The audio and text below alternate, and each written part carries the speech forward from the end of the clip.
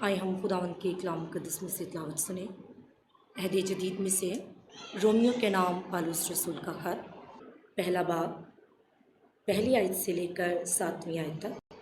پالوس کی طرف سے جو یسوع مسیح کا بندہ ہے، رسول ہونے کے لیے بلایا گیا اور خدا کی اس خوشخبری کے لیے مخصوص کیا گیا ہے، جس کا اس نے پیشتر سے اپنے نبیوں کی معرفت کتاب مقدس میں اپنے بیٹے ہمارے خداوند یسوع مسیح کی نسبت وعدہ کیا تھا، جو جسم کے اعتبار سے تو داؤد کی نسل سے پیدا ہوا، لیکن پاکیزگی کی روح کی اعتبار سے مردوں میں سے جی اٹھنے کے سبب سے قدرت کے ساتھ خدا کا بیٹا ٹھہرا، جس کی معرفت ہم کو فضل اور رسالت ملی، تاکہ اس کے نام کی خاطر سب قوموں میں سے لوگ ایمان کے تابع ہوں، جن میں سے تم بھی یسوع مسیح کے ہونے کے لیے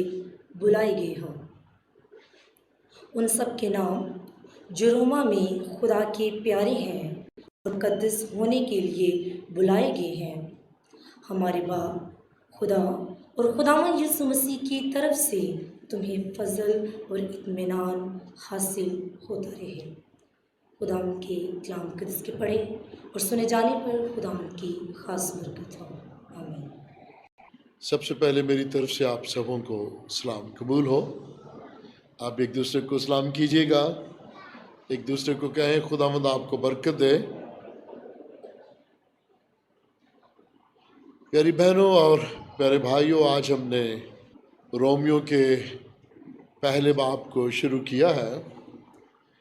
وہ چند سال پہلے ہم نے اس خط کا مطالعہ کیا تھا، لیکن میں نے اب سوچا ہے کہ آن لائن اس کی ریکارڈنگ بھی ہو جائے، یہ پیغامات چند لوگوں تک محدود نہ رہیں بلکہ بے شمار لوگ جو کلام سننے کا شوق رکھتے ہیں ان تک بھی یہ کلام پہنچے۔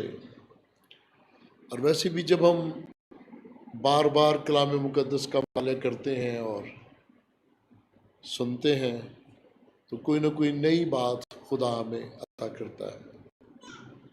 خدا ہمارے ذہنوں کو کھولتا ہے، ذہنوں اور دلوں کو وسعت عطا کرتا ہے کہ خداوند کا زندگی بخش کلام بہت ہی گہرا ہے، اسے سمجھنے میں وقت لگتا ہے، اور پھر جب تک روح القدس ہماری رہنمائی نہ کرے ہمیں سمجھ بھی نہیں آتی۔ پھر بھی مطالعہ کرتے رہنا چاہیے، پڑھتے رہنا چاہیے، سنتے رہنا چاہیے، سننے سے ایمان مضبوط ہوتا ہے۔ عزیزو، رومیو کا جو خط ہے یہ پولس رسول کے روم میں جانے سے پہلے لکھا گیا۔ رومیو کا جب ہم مطالعہ کرتے ہیں تو سب سے پہلے ہم پولس رسول کا تعارف کرواتے ہیں، اس کے بعد پھر دیکھتے ہیں کہ اس میں مرکزی پیغام ہے۔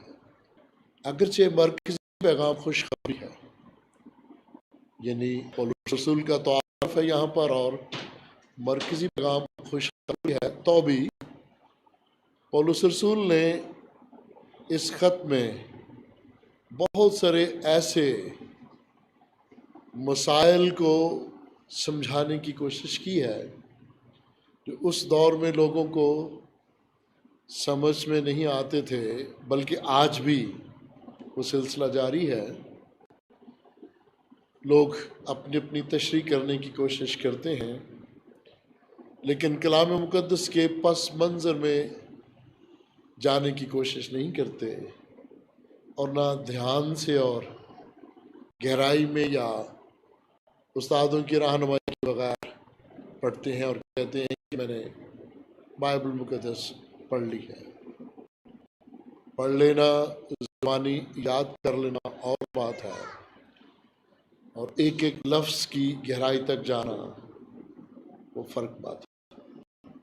عزیزو، پولس رسول نے یہ خط روم میں جانے سے پہلے یا قیدی بننے سے پہلے لکھا تھا، کیونکہ اس کے جانے سے پہلے بھی کئی لوگ وہاں مسیح پر ایمان لا چکے تھے۔ بہت سارے یہودی وہاں آباد تھے، کاروبار کرتے تھے، وہاں رہتے تھے، اور چونکہ روم ایک بہت ہی خوبصورت شہر تھا، بہت سارے کاروباری لوگ وہاں رہتے تھے، بادشاہوں کا شان و شوکت والا شہر تھا، بڑے بڑے دیوتاؤں کے نام سے مشہور تھا، وہاں بڑے بڑے اسٹیڈیمز تھے جہاں ہزاروں لاکھوں لوگ بیٹھے کرتے تھے، اور بڑے بڑے دیوتاؤں کی پرستش وہاں ہوتی تھی، اور ان کے نام سے اجتماعات بھی ہوتے تھے۔ گویا یہ شہر بہت ہی عام تھا۔ بت پرستی میں تو یہ پہلے نمبر پر تھا، لیکن خدا کا انتظام دیکھیے گا کہ وہاں پر بھی اس دور میں 13 یہودی عبادت خانے تھے، یعنی خدا نے اس تاریکی کے دور میں تاریک شہر میں بھی اپنے لوگوں کو مقرر کیا جنہوں نے وہاں عبادت خانے بنائے، اور وہ گواہی دیتے رہے۔ اور ایک وقت آیا کہ وہ لوگ جو یہودیت سے مسیح پر ایمان لائے، ان کے درمیان اور وہ لوگ جو یہودی ہی رہے، یعنی شریعت ہی کے تابع رہے، اکثر جھگڑا ہوا کرتا تھا، اور وہ جھگڑا علم الہی کے حوالے سے بھی تھا کہ کیا ہم جو یہودی ہیں اور موسیٰ کی معرفت جو شریعت ہمیں دی گئی ہے، کیا ہم خدا کی نظر میں زیادہ مقبول ہیں، یا وہ یہودی جو دوبارہ اب شریعت سے تھوڑا ہٹ کے خوشخبری کے پیغام کی طرف توجہ دے رہے ہیں؟ پولس رسول ان کو سکھانے کی کوشش کرتا ہے کہ کون کس طرح خدا کی حضوری میں مقبول ٹھہرتا ہے۔ یہ صدیوں پرانا سوال ہے۔ آج کل بہت سارے ایسے لوگ ہیں، چھوٹے چھوٹے ادارے، چھوٹے چھوٹے دینی مدرسے جگہ جگہ قائم ہیں، اور وہ جسمانی ریاضت کے وسیلہ کوشش کرتے ہیں کہ وہ خدا کی نظر میں مقبول ٹھہرے، یا نیک کام کرنے کے وسیلہ سے وہ سمجھتے ہیں کہ اب ہم خدا کی نظر میں مقبول ٹھہرے ہیں۔ تو پولس رسول نے اس دور میں لوگوں کو بتانے کی کوشش کی، اور ایک وقت آیا کہ وہ اگرچہ ایک قیدی کی حیثیت سے وہاں پہنچا تھا، اور جو خط اس نے جانے سے چند سال پہلے، یعنی اس کو سن 64 میں قتل کیا گیا نیرو بادشاہ کے زمانہ میں، یہ خط چند سال پہلے لکھا جا چکا تھا جو ان لوگوں کے پاس تھا۔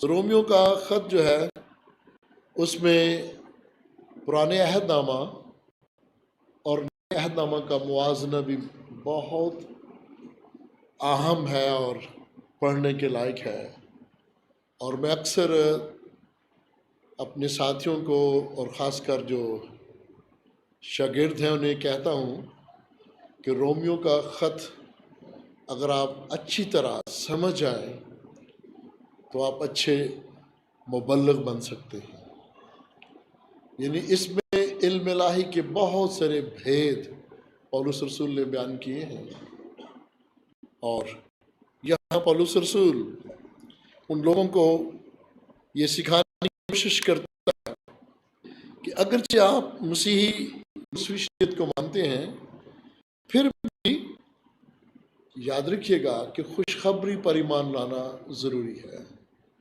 اور پھر یہ بھی بیان کرتا ہے کہ شریعت بری نہیں ہے، وہ مسیح تک لانے میں ہمارا استاد بنی ہے، لیکن شریعت یہ بتاتی ہے کہ لوگوں کو زندگی کیسے بسر کرنی چاہیے۔ ان لوگوں کے ذہنوں میں یہ تھا کہ شریعت پر عمل کرنے سے ہم خدا کی حضوری میں مقبول ٹھہریں گے، اچھی بات ہے، لیکن پولس نے یہ بتانے کی کوشش کرتا ہے کہ ایمان کے وسیلہ سے خدا کے حضور راست باز ٹھہرے، ایمان کے وسیلہ سے خدا کے حضور راست باز ٹھہریں، اور ان کو وہ ایک مثال دیتا ہے، اور وہ ابراہیم کا خاص واقعہ ہے۔ خدا نے ابراہیم سے وعدہ کیا تھا، تو میرے حکم کے مطابق اپنے عزیزوں کو، رشتہ داروں کو، ناطے داروں کو چھوڑ، اور جہاں میں تجھے کہتا ہوں وہاں چل۔ اور اس نے خدا کا حکم مانا، ایمان لایا، اور ایمانداروں کا باپ کہلایا۔ جب ابراہیم خدا پر ایمان لایا تو عزیزو اس وقت شریعت نہیں دی گئی تھی، شریعت تو کئی سالوں کے بعد خدا کے لوگوں کو دی گئی۔ اس وقت میں یہ کہوں گا زبانی شریعت تھی، خدا ڈائریکٹلی ابراہیم سے ہم کلام ہوتا رہا۔ اس وقت تک لکھی ہوئی شریعت انہیں نہیں ملی تھی۔ لکھی ہوئی شریعت موسیٰ کی معرفت ہمیں ملتی ہے، اور وہ 10 احکام آپ کو یاد ہے، 2 تختیوں کی ہم اکثر بات کرتے ہیں، وہ خدا نے خود لکھ کر دی تھی۔ اور پھر عزیزو، رومیوں کے نام پولس رسول کا خط لکھنے کا ایک اور بھی خاص مقصد تھا کہ لوگ جانیں کہ جو بحث کرتے ہیں کہ بپتسمہ کے وسیلے ہم مقبول ٹھہریں گے، جو بحث کرتے ہیں کہ ہم ختنہ کی وسیلہ مقبول ٹھہریں گے، جو بحث کرتے تھے کہ ہم قربانی کے وسیلہ خدا کی نظر میں مقبول ٹھہریں گے، انہیں وہ یاد دلاتا ہے کہ ابراہیم نے نہ تو بپتسمہ لیا تھا، لیکن وہ ایمان کے وسیلہ راست ٹھہرا، اور اس کے بعد سکھایا گیا کہ ختنہ ایک ظاہری نشان ہے، یہ خدا کی نظر میں مقبولیت کا نشان نہیں ہے۔ مقبول وہ ہے جو جسے خدا چن لے۔ راست باز کے معنی بھی میں اکثر بیان کرتا ہوں، راست باز وہ ہے جسے خداوند پسند کر لے۔ ابراہیم تو بت پرست گھرانے سے تھا نا۔ کبھی کبھار ہم آپس میں باتیں بھی کرتے ہیں کہ فلاں شخص کردار کا اچھا نہیں ہے، اس کے اعمال اچھے نہیں ہیں، پتہ نہیں کیوں خدا نے اسے قبول کر لیا ہے، اکثر ہم یہ بات کرتے ہیں۔ لیکن ہم انسانوں کا کسی کو پرکھنے کا، جانچنے کا انداز محدود ہوتا ہے۔ خدا جو دلوں، ارادوں اور سوچوں سے واقف ہے، وہ جانتا ہے کہ کون ٹھیک ہے اور کون خدا کی نظر میں مقبول ٹھہر سکتا ہے۔ عزیزو، اس خط میں پولس رسول نے ان خاص موضوعات کو نشانہ بنایا ہے، اور یہودیوں کو بھی یہ کہا ہے کہ تم نئے آنے والی لوگوں کو یا نئی جماعت سے نفرت نہ کرو، اور کہا کہ یسوع کی خوشخبری ہر ایک ایمان لانے کے واسطے پہلے یہودی پھر یونانی کے واسطے نجات کے لیے قدرت ہے۔ اور عزیزو، اس کا یہ مطلب ہے کہ خدا نے یہودیوں کو ترک نہیں کیا، اور یونانی سے مراد ہے غیر اقوام، یعنی غیر اقوام کے لیے بھی خدا نے دروازہ بند نہیں کیا بلکہ کھولا کہ وہ بھی خداوند کی نظر میں مقبول ٹھہرے، اس پر ایمان لائیں۔ رومیوں کے اس خوبصورت خط میں جو خاکہ ہے وہ مقدس رسول کا اپنا ایک تعارف ہے، پھر خدا کا گنہگار انسان سے کیا تعلق ہے، خدا انسان کو کیسے قبول کرتا ہے، خدا بنی اسرائیل کو کیسے بلاتا ہے، اور مسیحی کلیسیا اس کا بدن ہے۔ اور پولس رسول اس طرح ان ایمانداروں کا بھی ذکر کرتا ہے جو روم میں پولس رسول کے جانے سے پہلے تھے۔ عزیزو، ان مسیحی لوگوں کے جو مسیح پر ایمان لائے تھے، جن کا تعلق جسمانی لحاظ سے بنی اسرائیل سے تھا، ان کا جب یہودی عبادت خانوں میں جانا مشکل ہو گیا اور ان کی لڑائی جھگڑے بڑھ گئے، تو اس وقت کے بادشاہ نے وہاں سے نکال دیا تھا، مسیحوں کو نکال دیا تھا وہاں سے۔ یعنی مسیحوں پر اذیت کا جو سلسلہ ہے وہ خداوند یسوع مسیح سے شروع کر کے شاگردوں کا جو دور ہے وہ، اور اس کے بعد سے لے کر اب تک یہ جاری ہے۔ اگر کوئی یہ سمجھے کہ ہم مسیحی ہیں اور ہم پر ظلم کیوں ہوتا ہے، تو یاد رکھیے گا خدا کے ماننے والوں کو ابلیس یقیناً آزمائشوں میں گھیرتا ہے، ابلیس آزمائشوں میں گھیرتا ہے، لیکن یہ بھی یاد رکھیے گا کہ جب انسان دنیاوی بن جاتا ہے، اس کی خواہشیں بہت زیادہ بڑھ جاتی ہیں، اور جو خواہشیں ہیں جب بہت زیادہ بڑھ جائیں، دنیاوی خواہشیں، تو وہ گناہ کو جنم دیتی ہیں، اور گناہ جب بڑھ جاتا ہے تو وہ موت کرتا ہے۔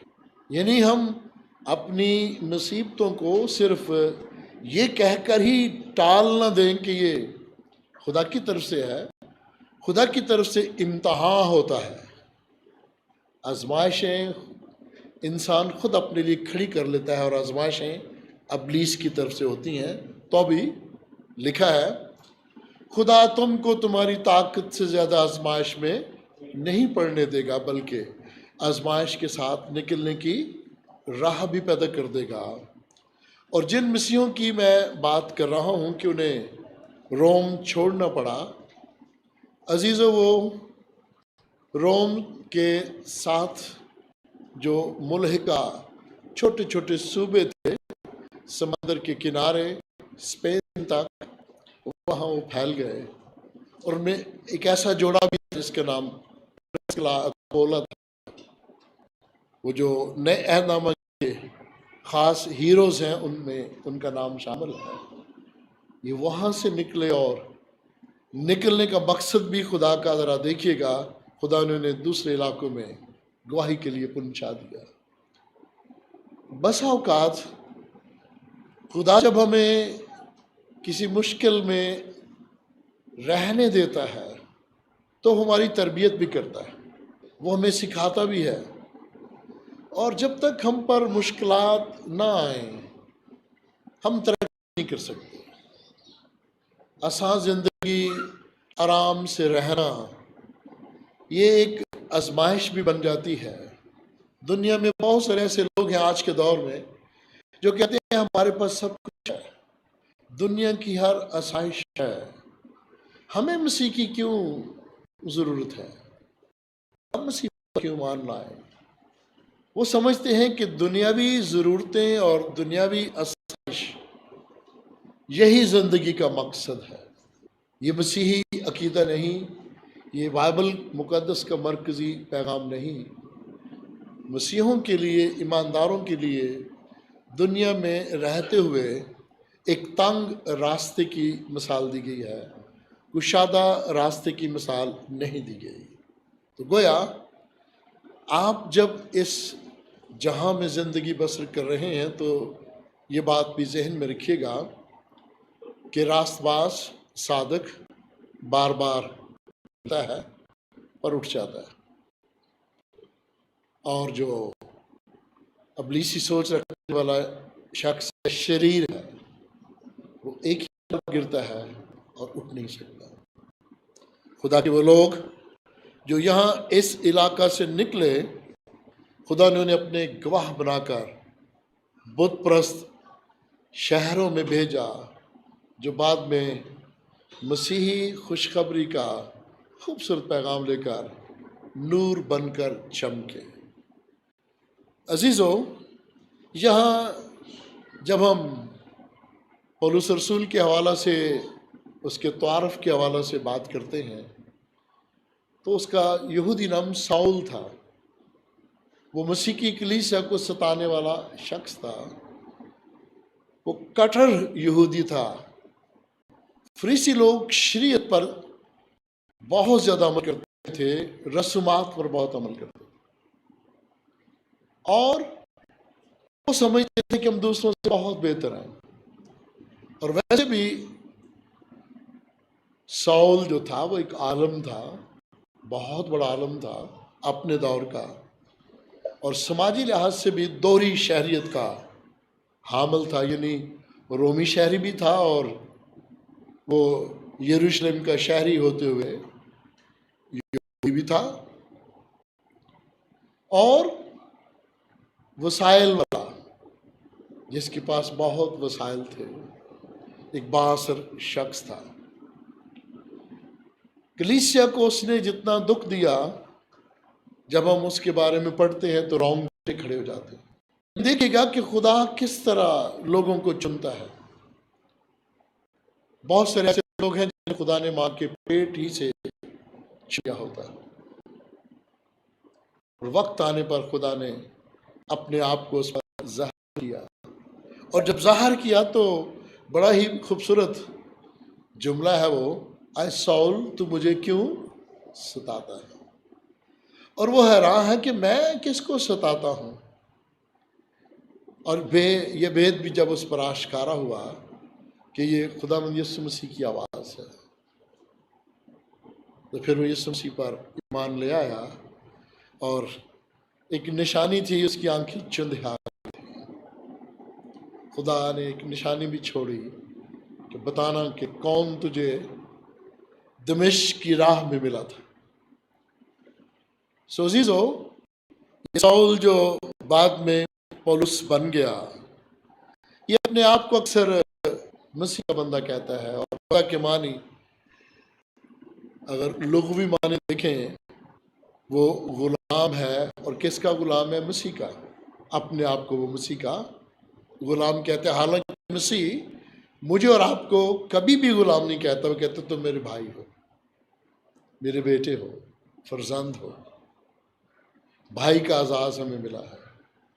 لیکن یہ اس کی عاجزی ہے، حلیمی اور فروتنی ہے کہ وہ اپنے آپ کو بندہ یا مسیح کا غلام کہتا ہے. اور پھر رسول کا خطاب اسے ملا. یعنی رسول وہ ہوتا ہے بزرگان چنے اور خدمت کے لیے مقرر کریں، بھیجا ہوا، بھیجیں اسے. یہ رسول نہیں ہے جو ہم میں سے کوئی بیٹھے بیٹھے ابھی کہہ دے مجھے خدا نے بھیجا ہے. نہیں، اس کا ایک طریقہ قاعدہ ہے، اس کے بہت سارے نشانات ہیں جو ہم کلام مقدس میں پڑھتے ہیں کہ کس کو خدا نے بھیجا ہے. جسے بھیجتا ہے اسے بھی بتاتا ہے، اور جہاں وہ جاتا ہے انہیں بھی بتاتا ہے کہ یہ میرا بندہ ہے، اسے میں نے بھیجا ہے. اور پھر اس کی باتوں سے، اس کے کاموں سے پتہ چل جاتا ہے کہ یہ بھیجا ہوا شخص ہے، یہ رسول ہے، اور اسے خدا نے چن لیا ہے. سو یہ پولس پہلے باب کی پہلی آیت میں اپنے آپ کو یسوع مسیح کا بندہ کہتا ہے. یعنی یسوع مسیح کا غلام، ادنا شخص کہہ کر تعارف کرواتا ہے. اور پھر کہتا ہے کہ مجھے رسول ہونے کے لیے بلایا گیا ہے. یعنی میں اپنی مرضی سے نہیں آیا، مجھے بلایا گیا ہے، مجھے چنا گیا ہے. اور کس لیے بلایا گیا ہے؟ خوشخبری کے لیے مجھے بلایا گیا ہے اور مخصوص کیا گیا ہے. یہ ایسی خوبصورت آیت ہے جو آج کے دور میں بہت سارے لوگوں کو سیکھنی چاہیے. جو ایک محاورہ ہے نا، جھٹ منگنی جھٹ بیاہ، وہ ایک دم سے اعلان کر دیتے ہیں کہ میں چنا ہوا شخص ہوں، اپنے آپ کو خادم یا پاسباں یا پتہ نہیں کیا کیا کہتے ہیں. لیکن درخت اپنے پھلوں سے پہچانا جاتا ہے. اگرچہ پہلی صدی عیسوی میں بے دینی بہت تھی، استاد بے شمار تھے، اور پولس رسول کو بہت سارے محاذوں پر علمی لحاظ سے لڑنا پڑتا تھا. وہ بہت دلائل دے کر ثابت کیا کرتا تھا کہ اصل جو آیت ہے اس کے معنی کیا ہے، لیکن میں یہ سمجھتا ہوں کہ جس طرح آج کے دور میں مسیحیت بہت ترقی کر گئی ہے، خدا نے اسے برکت دی ہے کہ یہ دنیا کے لیے باعث برکت ہے۔ مسیحی لوگوں کو جو خدا نے حکمت اور دانش عطا کی، اتنی زیادہ ایجادات ان کے وسیلے ہوئے، اور پھر بے شمار یہودی جو جسمانی لحاظ سے میں کہوں گا ابراہیم، اسحاق یا یعقوب کی نسل سے ہیں، خدا نے ان کے وسیلہ بھی دنیا میں بے شمار ایجادات کی، اور بنی نو انسانیت کو ان کے وسیلہ سے بھی بڑی برکت ملی۔ یہ بہت بڑا اعزاز ہے خدا کے چنے ہوئے برگزیدہ لوگ جو بنی اسرائیل آئے، اور کے بعد وہ جو مسیح پر ایمان لائے۔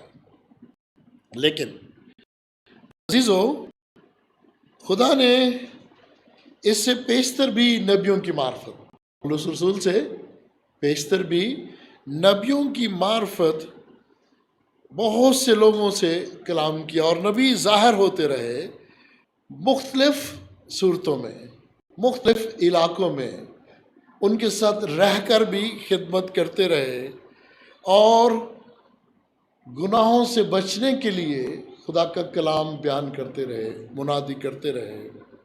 اور بنی اسرائیل میں تو بہت سارے پیغمبر تھے، خدا کے لوگ تھے، اور خدا نے استعمال کرتا رہا۔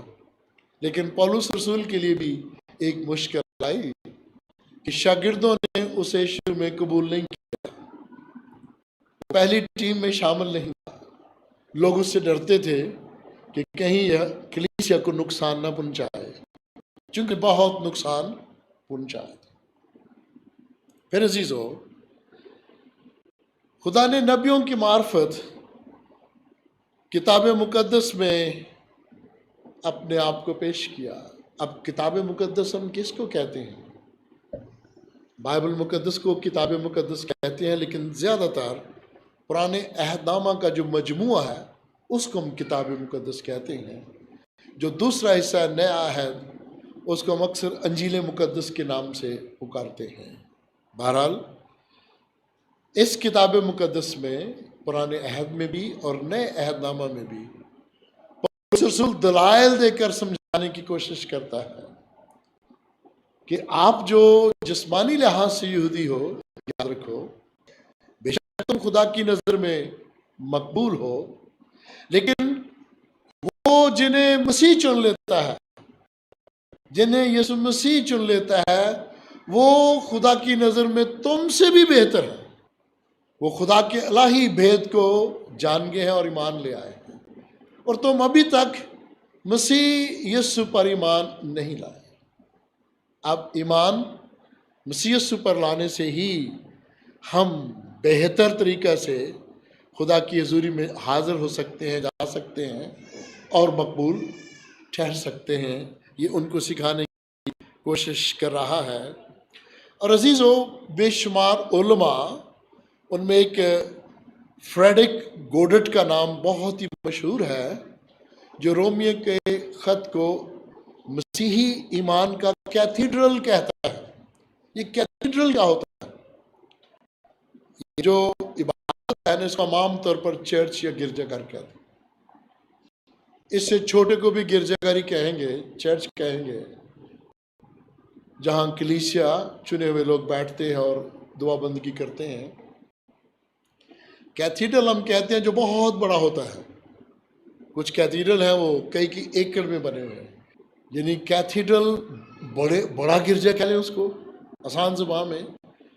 تو گویا مسیحی ایمان کا کیتھیڈرل ہونا مطلب کیا ہے کہ جب آپ رومیو کے خط کو پڑھنا شروع کر دیتے ہیں تو ایک بہت بڑے گرجا گھر میں داخل ہو جاتے ہیں، یعنی ایک ایسی جگہ جہاں سیکھنے کے لیے بہت کچھ ہے۔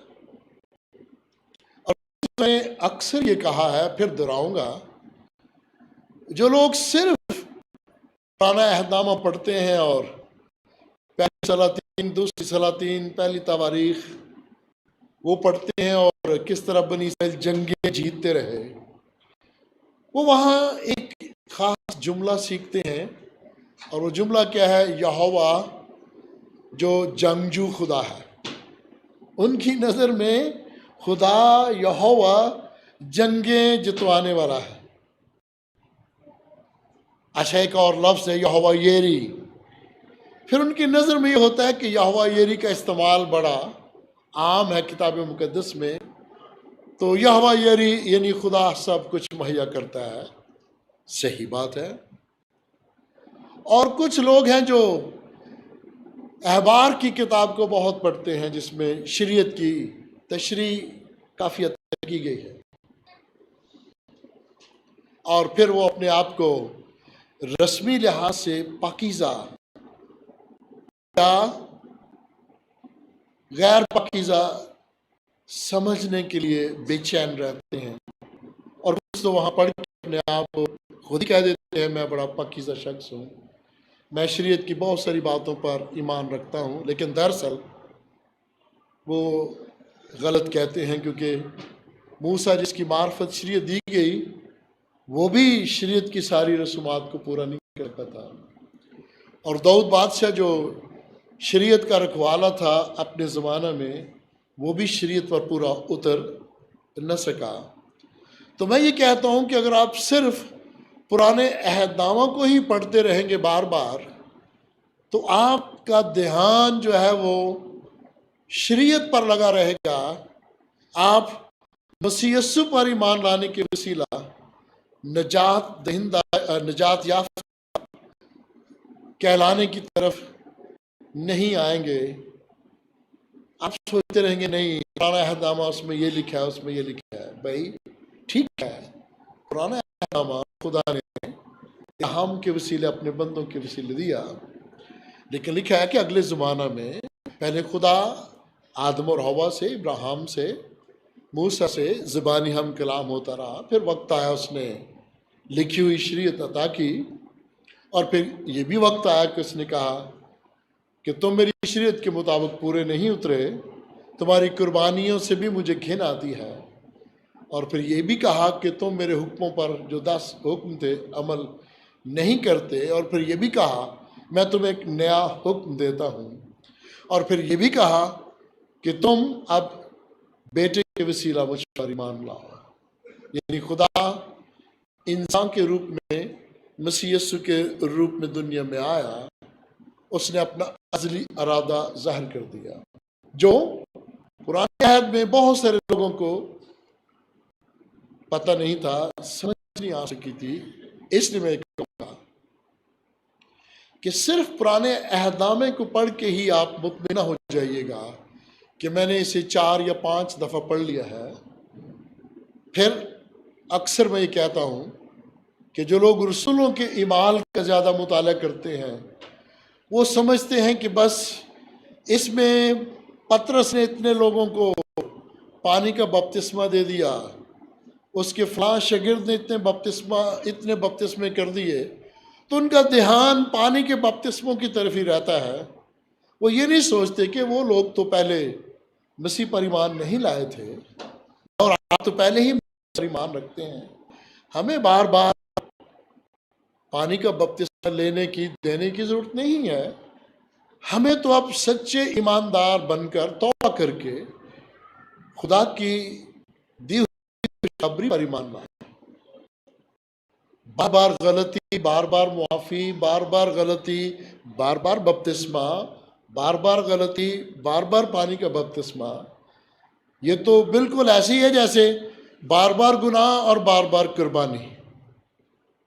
یہ تو ایک مذاق بن جائے گا نا۔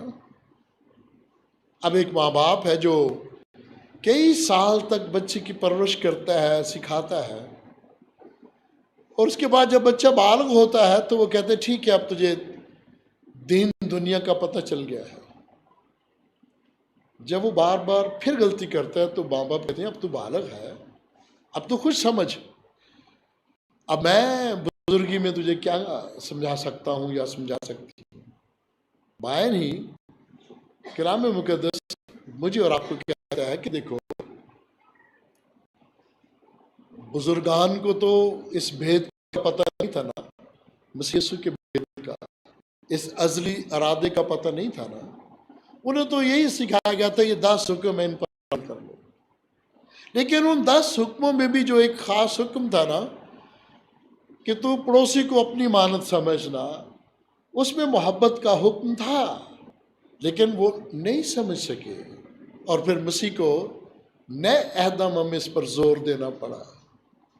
اب خداوند یسوع مسیح جو یہوہ ہے، ایلوہم ہے، یہوہ یری ہے، ابتدا ہے، انتہا ہے، الفا ہے، اومیگا ہے، جس کے وسیلہ سے لوگ کلام لکھتے رہے، الہام کے وسیلہ سے، یعنی خدا انہیں سکھاتا رہا، لکھتے رہے۔ اب جب وہ کہتا ہے کہ اب میں تمہیں یہ سکھاتا ہوں کہ تم اب رسمی شریعت کے وسیلہ نہیں، قربانی کے وسیلہ نہیں، تم صرف ایمان کے ذریعے نہیں بلکہ مسیح پر ایمان لانے کے وسیلہ سے ہی میری نظر میں مقبول ٹھہرو گے، تو یہ خاص کلام ہے جو پولس رسول پہلے باب میں رومیوں کو خط لکھ کر بتانا چاہتا ہے کہ اصل کلام کیا ہے۔ اور پھر عزیزو، جب وہ یسوع مسیح کا ذکر کرتا ہے تو وہ بیٹا یسوع مسیح کو کہتا ہے یہ خدا کا ظہور ہے، خدا کا ظہور ہے جسمانی صورت میں۔ بہت سے لوگ ہم پر اعتراض کرتے رہتے ہیں کہ ہم اس کو بیٹا کہتے ہیں تو اس کا باپ کون اور اس کی بیوی کون؟ یہ بڑی سطحی سوچ ہے۔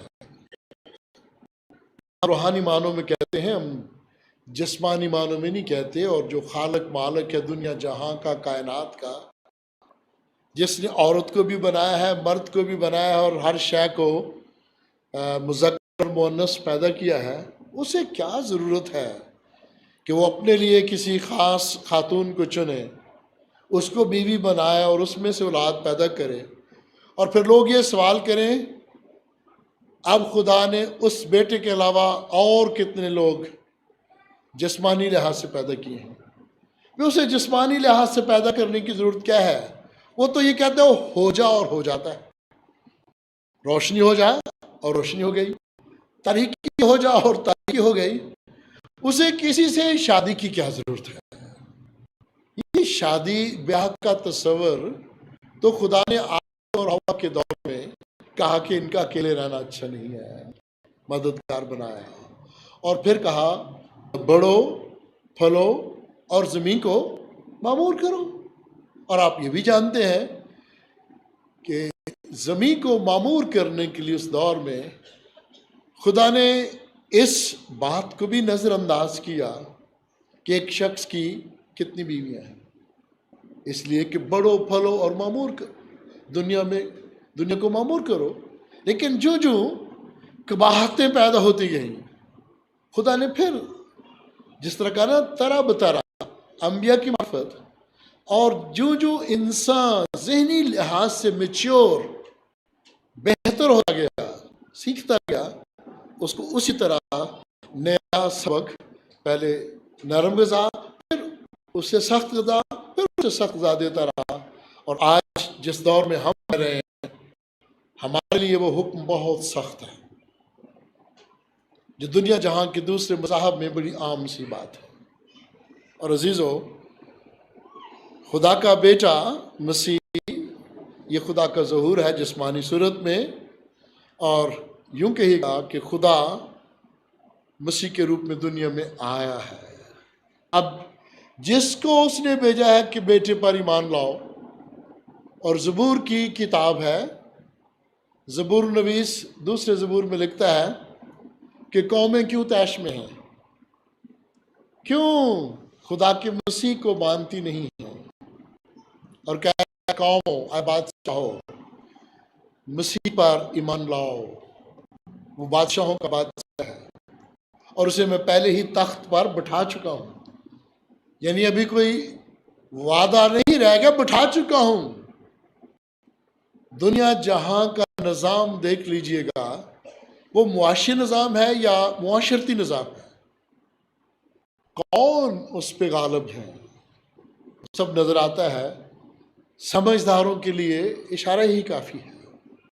اور پھر اگر کوئی یہ کہے کہ فلاں حکومت اچھی نہیں ہے، وہ انسانوں کا خیال نہیں رکھتی، وہاں انسانی حقوق پامال ہوتے ہیں، تو یہ بھی حقیقت ہے۔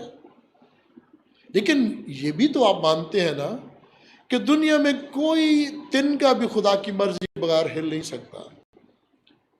بادشاہ اس کی طرف سے ہیں، حکومتیں اس کی طرف سے ہیں، اختیار وہی دیتا ہے۔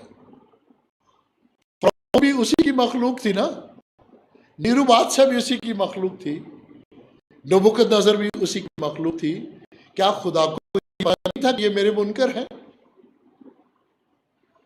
اگر آج کے دور میں اور آپ یہ کہیں کہ انصاف نہیں ہے، انسانی حقوق کی پامالی ہے، تو یہ تو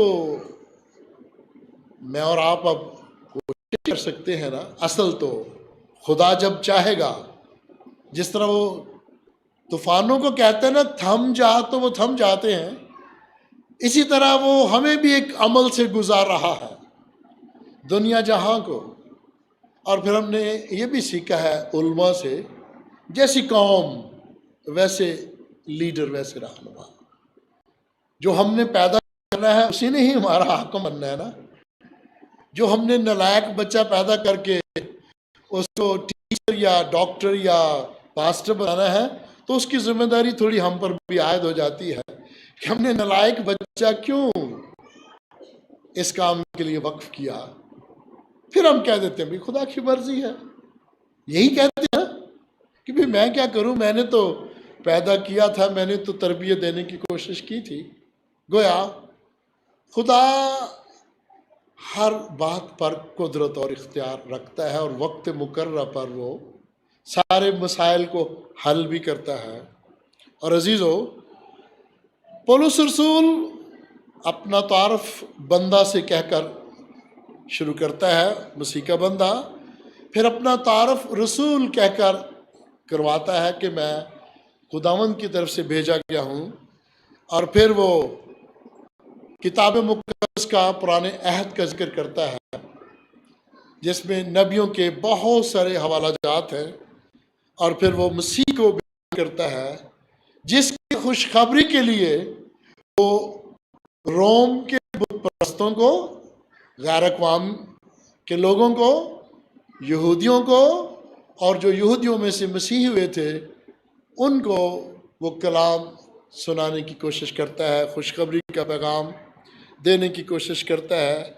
اور پھر کہتا ہے کہ مسیح خداوند پاکیزگی کی روح کے اعتبار سے مردوں میں سے جی اٹھنے کے سبب سے قدرت کے ساتھ خدا کا بیٹا ٹھہرا ہے۔ پاکیزگی کے حساب سے، پاکیزگی کی روح یعنی روح القدس، مقدسہ مریم کے بطن میں جو تھا وہ روح القدس تھی، وہ عام جو مرد اور عورت کا ملاپ ہے اس کے وسیلے سے نہیں تھا۔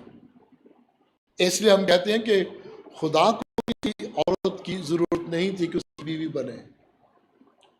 اور جو لوگ کہتے ہیں نا کہ نہ اس کو جنا اور نہ اس کو، ہم کہیں گے کہ جی وہ واحد نہیں، ہم واحد مانتے ہیں۔ وہ ایک بڑی خوبصورت سی ایک آیت ہے نا، قل هو اللہ احد اللہ الصمد لم یلد ولم یولد۔ تو میں جب سنتا ہوں، جب میں بچپن میں اسلامیت پڑھتا اور آج بھی پڑھتے ہیں، شوق سے پڑھتے ہیں، ہر دین کا مطالعہ کرنا چاہیے، ذہن کھلتا ہے۔ اور ہم جس ملک میں رہتے ہیں یہاں تو مذہبی ہم آہنگی کی بڑی ضرورت ہے نا، تو ہم اپنے آپ کو الگ نہیں کر سکتے، ہمیں سکھانے کی ضرورت ہے، سیکھنے کی ضرورت ہے۔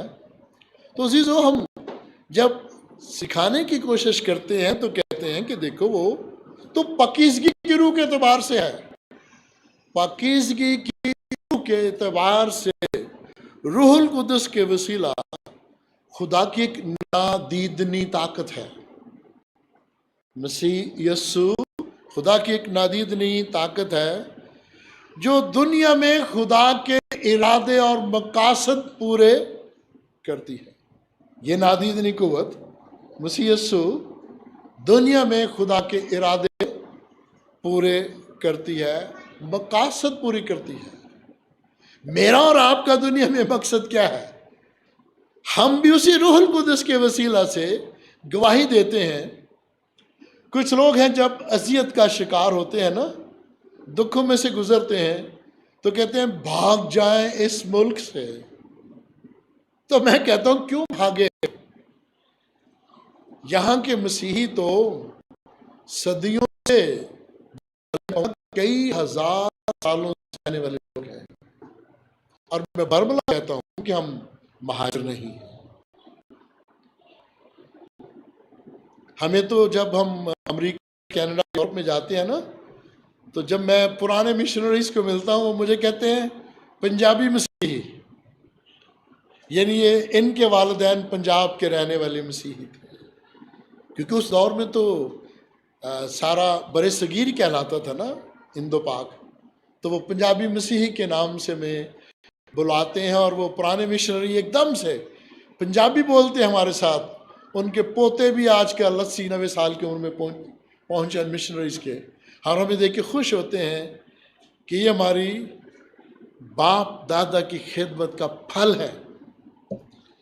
تو عزیزوں، میں اور آپ جو یہاں رہتے ہیں، ہمیں بھی تو کوئی پھل پیدا کرنا ہے نا۔ پھل پیدا کیے بغیر ڈر کے مارے بھاگ جائیں، یہ تو عقل مند نہیں۔ اور میں یہ بات بھی کہتا ہوں، ہم جو مسیحی ہیں، ہم کوئی علیحدگی پسند لوگ نہیں ہیں، نہ الگ صوبہ مانگتے ہیں، نہ الگ وطن مانگتے ہیں، کیونکہ ہمیں سکھایا گیا ہے کہ تم دنیا کے نور ہو، اور نور کا کام ہے تاریکی میں چمکنا۔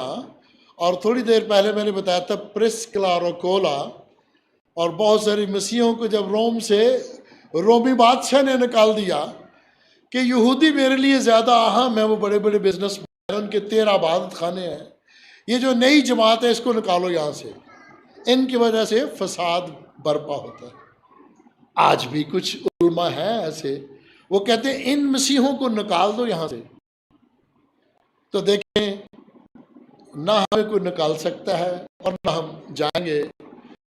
ہم اسی مٹی سے پیدا ہوئے اور اسی مٹی میں ہی دفن ہوں گے، لیکن اذیتوں کو آنا بھی ضروری ہے، دکھوں میں سے گزرنا ضروری ہے، اور وہ جو خوبصورت آیت ہے جان دینے تک وفادار رہنا بھی ضروری ہے۔ لیکن ایک بات مسیحی ایمانداروں سے میں برملا کہوں گا، اگر ہم جھوٹ بول کر، قتل کر کے، چوری کر کے، غلط کام کر کے دکھ اٹھائیں، تو پھر کہنا کہ میں مسیح کی خاطر دکھ اٹھا رہا ہوں، وہ جھوٹ ہے، وہ بری بات ہے۔ وہ مسیح کے نام کو عزت دینا نہیں ہے، وہ والدین کو عزت دینا نہیں ہے۔ کچھ لوگ کہیں گے اس کے ماں باپ بھی ایسے ہی تھے۔ غلط کام کر کے دکھ اٹھانا، اس کو مسیح کے کھاتے میں ڈالنا ٹھیک نہیں ہے۔ یہ غلط ہے کہ میں مسیحی ہوں اور مجھ پر دکھ ہوا ہے۔ نہیں، میری کرتوت ٹھیک نہیں تھی، اس نے مجھ پہ یہ مصیبت آئی ہے۔ میں نے قانون کی پابندی نہیں کی، میں اخلاقیات سے دور رہا، میں نے غیر اخلاقی کام کیے۔ ہمارے ملک کی قوانین بھی آپ جانتے ہیں، ان کو برٹش لا کہا جاتا ہے، برطانوی قانون، اور کچھ قوانین ہیں جنہیں اسلامی قوانین کہا جاتا ہے۔ تو جو قوانین کی پابندی نہیں کرتا انہیں سزا ملتی ہے، اور اگر وہ کہیں کہ مسیح کی وجہ سے مجھے سزا مل رہی ہے تو یہ جھوٹ ہے۔ اب یہاں پر بائبل مقدس میں بہت سارے روحانی اور اخلاقی اصول ہیں، جب ہم اس پر عمل نہیں کرتے تو پولس رسول کہتا ہے انہیں کلیسیا سے خارج کر دو۔ کتاب مقدس میں پرانے عہد میں بھی یہی حکم تھا کہ جب تک یہ توبہ نہیں کرتے انہیں جماعت سے خارج کیا جائے۔ تو عزیزو، یہاں پولس رسول مجھے اور آپ کو یہ سکھاتا ہے کہ دیکھو، مجھے خوشخبری کے لیے چنا گیا ہے، برے کام کرنے کے لیے، بری باتوں کو سنانے کے لیے نہیں چنا گیا، اور مجھے خداوند یسوع مسیح نے جو رسالت دی ہے، رسول ہونے کا جو حق بخشا ہے، وہ فضل ہے اس کا، یعنی میں اس لائق نہیں تھا، یہ اس کا فضل ہے۔ اور میں یہ بات بھی اکثر کہتا ہوں کہ خدا کا فضل پہلا اور ایمان دوسرا، کیونکہ فضل ہوگا تو ایمان حاصل ہوگا۔ خدا کے فضل اور ایمان کے بغیر ہم خدا کی نظر میں مقبول نہیں کر سکتے۔ اگر ہم کہیں میں ایمان کے باعث مقبول ٹھہرا ہوں تو پھر ہمیں تکبر آ جائے گا، جسمانی ریاضت میں اپنے کاموں کی وجہ سے، میں اپنی دائری کی وجہ سے، میں اس لیے خدا کی نظر میں مقبول ٹھہرا ہوں کہ میں تو 10 جانور خدا کی حضوری میں قربان کر دیتا ہوں یا دوسروں کو دے دیتا ہوں۔ کہا ایک شخص نے یسوع سے کہ میں تو اپنا سارے جو اصول ہیں شریعت کے پورے کرتا ہوں، تو خدا نے کہا تھا یا سارا کچھ بیچ دے دے غریبوں کو، میرے پیچھے ہو لے۔ گویا خدا کا شاگرد بن جانا، مسیح کا فرما بردار شاگرد بن جانا، پولس کی طرح مسیح کا بندہ بن جانا کتنا بڑا اعزاز ہے۔ پھر پولس کی طرح ہم کہہ سکتے ہیں کہ دیکھو میں مسیح کا تابع ہوں اور سب قوموں میں سے مجھے حکم ملا ہے کہ پولس کے وسیلہ لوگ ایمان لائیں گے اور لائے، اور پولس کہتا ہے کہ اسی لیے بلایا گیا۔ کاش ہم بھی عزیزو جس طرح پولس نے روم کے بت پرست لوگوں کو خط لکھ کے منادی کا سلسلہ شروع کیا، اور بعد میں جب اس کا مقدمہ چلا اور وہ یروشلم میں قیدی ہے تو اس نے کہا کہ چونکہ میں رومی شہری ہوں مجھے روم میں پیش کیا جائے، تو بڑے دکھوں میں سے گزرتا ہوا وہ رومی عدالت تک پہنچتا ہے اور وہاں بھی جا کے گواہی دیتا ہے۔ عزیزو پولس رسول خط لکھ کر بڑے ہی خوبصورت انداز میں کہتا ہے ہمارے باپ خدا اور خداوند یسوع مسیح کی طرف سے تمہیں فضل اور اطمینان حاصل ہو۔ سروں کو جھکائیں، وطن عزیز کے لیے دعا مانگیں۔ وہ مسیحی جو پریشان حال ہیں اور غیر مسیحی بھی زیر حراست ہیں، ان سبوں کو دعا میں یاد کیجیے گا۔